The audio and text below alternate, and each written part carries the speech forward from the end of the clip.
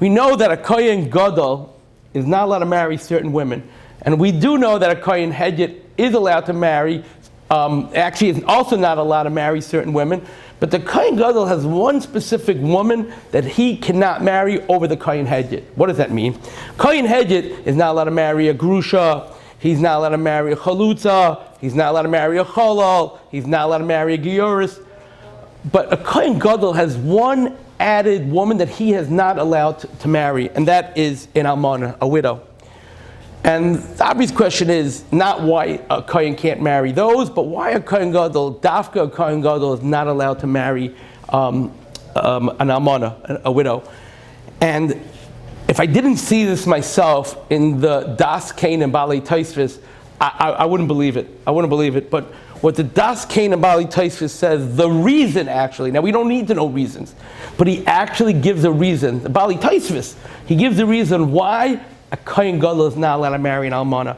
And it's something, it's earth-shattering, it is inspirational, it guards us in a very almost, I wouldn't say scary, but the word pachad in Hebrew is a very good word to understand this memra that the Bali Taisvis says. The Bali Taisvis says the reason why a Kohen Gadol is not allowed to marry a widow is because the Torah is worried that on the holiest day of the year, Yom Kippur, Shabbos, Yom Kippur, the holiest day for the Kohen Gadol is Avodah for the year, Yom Kippur.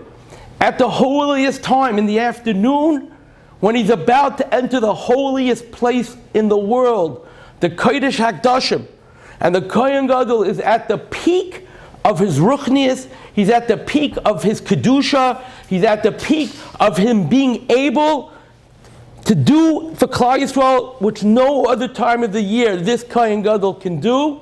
We're worried, the Baal HaTaisva says, that the Kohen Gadol might have seen a woman in the past, and that when he knows he has the power of kedusha and the power of his words, he's like a malach at that moment. We're worried that he might actually daven that the husband of this woman that he saw should die, so that he could maybe have a chance of marrying her one day. Now I need you to understand the depth of what I just said from the Bali Taisvis. Again, if I didn't see it inside, which I did, it would be shocking. We're worried that the holiest person of the world, in the world, the Kohen Gadol, at the holiest day of the year, Yom Kippur, at the holiest time, right before he walks into Kodesh HaKadoshim, where he's about to daven for all of Klal Yisrael, he's about to bring a korban to go into the Kodesh HaKadoshim for all of Klal Yisrael.